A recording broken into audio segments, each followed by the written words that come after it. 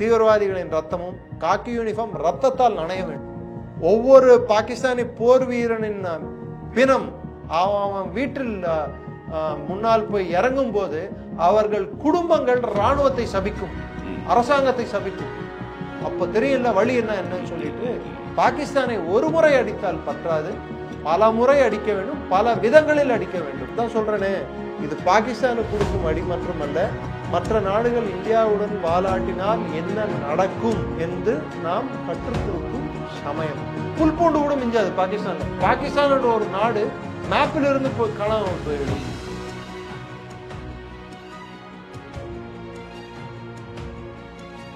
இல்லை, இந்த மாதிரி போர் சூழல்ல பாகிஸ்தானுக்கு ஆதரவு கொடுக்கக்கூடிய நாடுகள் இருக்கும்ல, இருக்கு. அந்த நாடுகள் இருக்கு இல்லையா, அவர்களும் இந்தியா மேல திரும்பக்கூடிய வாய்ப்புகள் இருக்கா? சைனா உள்ளே விளையாடிட்டு இருக்காங்க.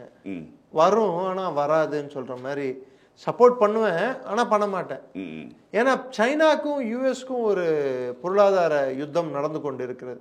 இந்த சூழ்நிலையில் பாகிஸ்தானுக்கு டைரக்டா ஆதரவு தெரிவிப்பது என்பது அவர்களுக்கு பிரச்சனையை உண்டாக்கும் என்ற ஒரு கண்ணோட்டம் இருக்கு. ரெண்டாவது, ரஷ்யா இந்தியாவோடு நேரடியாக இந்தியா பக்கம்தான் நிற்பேன் என்று அழுத்தம் திருத்தமாக சொல்லியுள்ளது. இது சைனாவை அழுத்தத்தில் ஆழ்த்தியுள்ளது. ரெண்டாவது, பாகிஸ்தானுக்கு ஆயுதங்கள் அனுப்பவோ இல்லை மற்றவை அனுப்பவோ முடிந்த ஒரே நாடு சைனா மட்டும்தான். ஆனா சைனாவோட பொருட்களுக்கு கேரண்டி வாரண்டி எதுவும் இல்லை. அதனால்தான் அவங்களோட JF-17 பிளேன்ஸையே பாகிஸ்தானுக்கு கொடுத்துருக்கிற விமானங்களையே நீங்க யூஸ் பண்ணாதீங்கன்னு சொல்லியிருக்காங்க போர்ல. F-16 விமானங்கள் அமெரிக்கா கொடுத்திருந்தாலும் அதை யூஸ் பண்ண, போன வாட்டியே அதை யூஸ் பண்ணப்போ பாலாகாட் பிரச்சனை அப்போ இந்திய அரசாங்கம் அப்போ அமெரிக்க அரசாங்கம் சொன்னது எங்க பர்மிஷன் இல்லாமல் தான் யூஸ் பண்ணாங்க அப்படின்னு. ஸோ அமெரிக்கா அதை விரும்பாது. அடுத்தபடி எடுத்து பார்த்தீங்கன்னா டர்க்கிலேருந்து வரக்கூடிய வெப்பன் டர்க்கி கொடுக்குற மாதிரி கொடுப்பாங்க அப்படின்னு எல்லாரும் நினைச்சிட்டு இருக்கும்போது டர்க்கி நான் முடியாது அப்படின்னு சொல்லியிருக்கு. நெக்ஸ்ட் அவர்களுக்கு இருக்கும் நாடுகள் சவுதி அரேபியா, UAE, குவத்தார், இவர்கள்கிட்ட எல்லாம் போய் பேசியிருக்காங்க. யாருமே பாகிஸ்தானின் நிலைப்பாடை ஏற்றுக்கொள்ளவில்லை. ஸோ இஸ்லாமிய நாடுகளே இந்த மாதிரி தாக்குதலை ஏற்றுக்கொள்ளவில்லை, அவர்களே வன்மையாக கண்டித்துள்ளனர். ஸோ இஸ்ரேல் சொல்லவே தேவையில்லை அவங்க யார் பக்கம் நிற்பாங்கன்னு சொல்லிட்டு. அமெரிக்கா யார் பக்கம் நிற்கிறது என்று உலகத்துக்கு தெரியும். உலகத்தின் 4வது பெரிய பொருளாதாரம், உலகத்தின் 1/6 ஆஃப் தி வேர்ல்டு எக்கானமியை கண்ட்ரோல் பண்ணக்கூடிய ஒரு நாடை பகைத்து கொள்ள யார் விரும்புவர்?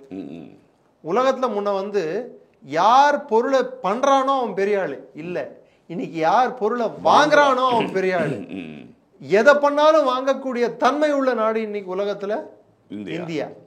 சோ இத பகச்சிக்கு யார் விரும்பும்? அவ்வளவு பெரிய மார்க்கெட்டை இழக்க மாட்டாங்க இல்லையா? டெஃபினட்டா இழக்க மாட்டான். India is the biggest market in the world. அது ஒரு பக்கம் போக, ரெண்டாவது இந்த மற்ற விஷயங்கள் உலகத்துல நடக்கிற விஷயங்கள் எல்லாம் நம்ம எடுத்து பார்த்தோம்னா, சவுதி அரேபியா இந்தியா எண்ணெய் நிறுவனங்கள் சுத்திகரிப்பு ஆலைகளில் 26% முதலீடு பங்குகள் மீது முதலீடு செய்துள்ளது. அவர்கள் பங்கு 26%, கிட்டத்தட்ட $9 பில்லியன் அவர்கள் அதில் பணம் போட முன் வந்துள்ளார்கள். அவங்க பணம் போடுற இடத்துல பிரச்சனைக்குரிய பகுதியா மாறத்தணும்னு சொல்லிட்டு அவங்க யோசிப்பாங்களா? பாகிஸ்தான்ல இருந்து அவங்களுக்கு என்ன வருது? ஒன்றும் வரல. இந்தியா கிட்ட இருந்து அவங்களுக்கு பணம் ஈட்ட முடியும். அதனால அவங்க இதெல்லாம் தான் யோசிப்பாங்க. கத்தாரோட ஜனாதிபதி போன மாதமோ அதுக்கு முந்தி மாதமோ போனாரு. இந்தியாவோட பிரதமர் இந்த அட்டாக் நடக்கும்போது சவுதி அரேபியாவில் தான் இருந்தார். பாதியில பயணத்தை ஜெட்டாலே தான் இருந்தாரு. UAE-யோட ஜனாதிபதியா இல்ல பிரதமரோ இந்தியாவுக்கு சுற்றுப்பயணமாக சென்றார்கள். ஸோ அரபு நாடுகள் இன்று பிரதமர் மோடியுடன் ஒரு சுமூகமான உறவில் இருக்கின்றன. இன்ஃபேக்ட் நீங்க பரவலா எடுத்து பார்த்தீங்கன்னா எல்லா அரபு நாடுகளும் பிரதமர் மோடியை உயர விருது கொடுத்து அவருக்கு அவர்களின் மரியாதையை செலுத்தி உள்ளார்கள். அது சவுதி அரேபியா ஆகட்டும், இல்ல அது ஜார்டன் ஆகட்டும், இல்ல அது UAE ஆகட்டும், எல்லா நாடுமே including Palestine. So except Pakistan தனிமைப்படுத்த உள்ளதாக தான் இது நமக்கு காட்டுது. ரெண்டாவது நம்ம புரிந்து கொள்ள வேண்டியது சவுத் ஏசியாவில் இருக்கும் நாடுகள், தெற்கேசியாவில் ஸ்ரீலங்கா பாகிஸ்தானுக்கு இந்த விஷயத்துல கண்டனத்தை தெரிவித்துள்ளது. நேபாள் சொல்லவே வேணாம், அவங்களுக்கு வந்து பாகிஸ்தான், ஏன்னா ஒரு நேபாளி கொல்லப்பட்டுள்ளார். பங்களாதேஷ் ஒன்றுதான், அப்படியும் இல்லாமல் இப்படியும் இல்லாமல், ஏன்னா பங்களாதேஷ்ல ஒரு ஆட்சின்னு ஒன்று இல்லை. இது பங்களாதேஷுக்கும் ஒரு பாடமாக இருக்கும். தேவைப்பட்டால் பங்களாதேஷுக்கும் நாம் தண்ணியை திருப்பி விடலாம், முடியலாம், முடியும் நம்மளால. ஃபரக்கா பேரேஜ் இருக்கு. ஸோ அதை மூடிட்டோம்னா யூனிஸ் என்று அச்சத்தில் உட்கார்ந்துள்ளார். அதான் சொல்றேனே, இது பாகிஸ்தானுக்கு கொடுக்கும் அடி மட்டுமல்ல, மற்ற நாடுகள் இந்தியாவுடன் வாலாட்டினால் என்ன நடக்கும் என்று நாம் கற்றுக் கொடுக்கும் சமயம். முர்ஷிதாபாத்தில் நடந்த கலவரங்கள் இப்போ எப்படி சடனா அடங்கி போயிடுச்சு. இப்போ பெங்கால்ல எந்த கலவரம் நடக்கலையே, ஒரு 6 நாள்ல நீங்க பாத்தீங்களா? ஏன் அடங்கிடுச்சு? பயம்.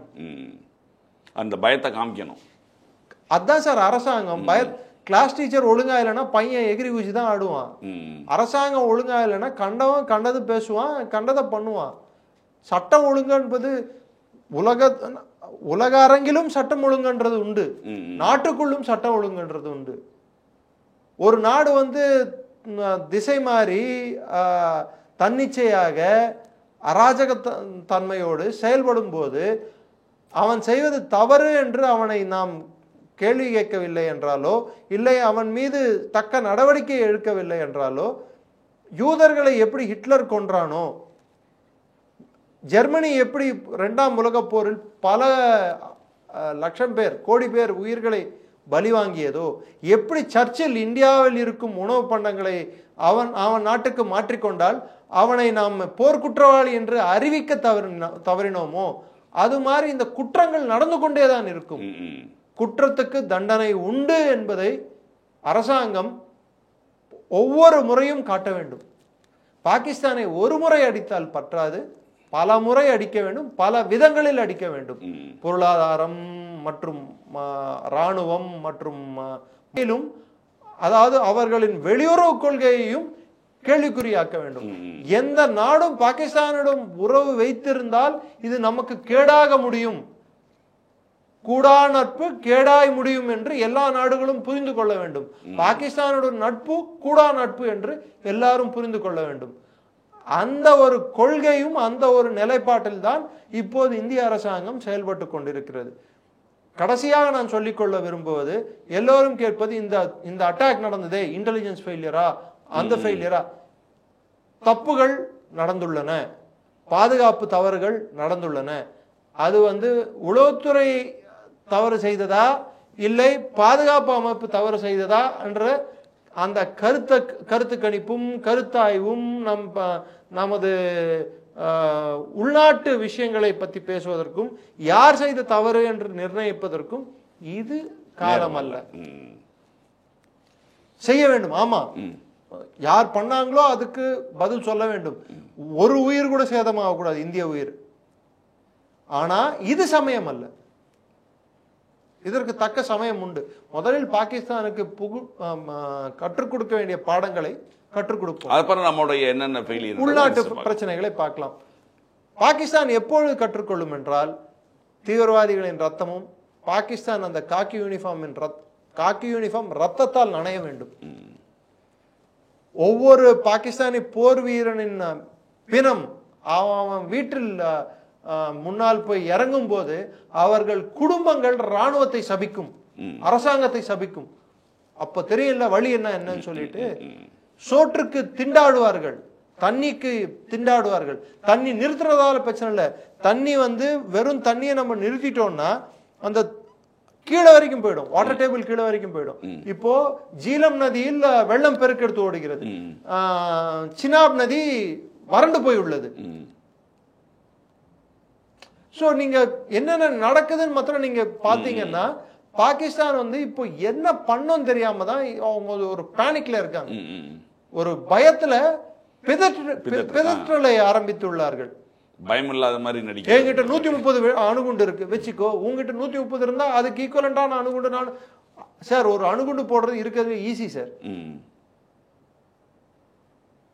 இருக்கிறது ஈஸி.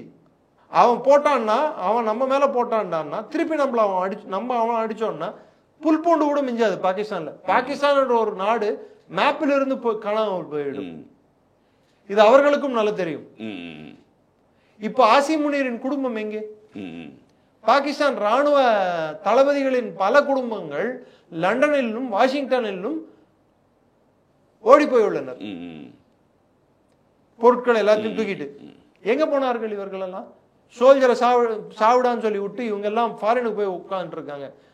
பர்வீஸ் அஷ்ரஃப் கியானி வந்து அங்க போயிட்டு ஆஸ்திரேலியாவில் ஒரு மிகப்பெரிய நிலப்பரப்பை வாங்கி பல ஆயிரம் ஏக்கரை வாங்கி அங்க ஃபார்மிங் பண்ணிட்டு இருக்காரு முன்னாள் பாகிஸ்தானி தளபதி.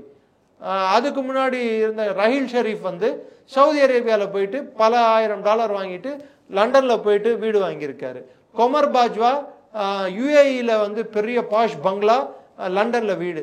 எனக்கு தெரிஞ்சு இந்தியாவோட ஒரு ராணுவ தளபதியாவது வெளிநாட்டில் போய் செட்டில் ஆனாங்க, அவங்க இவ்வளோ கோடி ரூபாயில அவங்க வீடு வாங்கியிருக்காங்க, ஒருத்தரை சொல்லுங்க சார், நீங்க பார்க்கலாம்.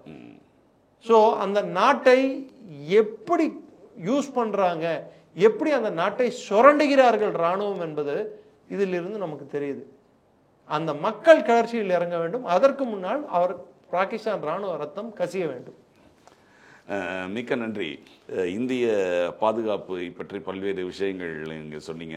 இந்த எல்லை பற்றி மற்றும் பாகிஸ்தான் மேல் எந்தெந்த நடவடிக்கைகள் ராணுவ நடவடிக்கை எடுக்க வேண்டும், அடிப்படை நடவடிக்கைகள் பற்றி எங்களுக்கு விளக்கி கூறினீர்கள். நிகழ்ச்சியில் வந்து கலந்து கொண்டு தங்களுடைய மேலான கருத்துக்களை தெரிவித்ததற்கு மிக்க நன்றி. ஜெயின்.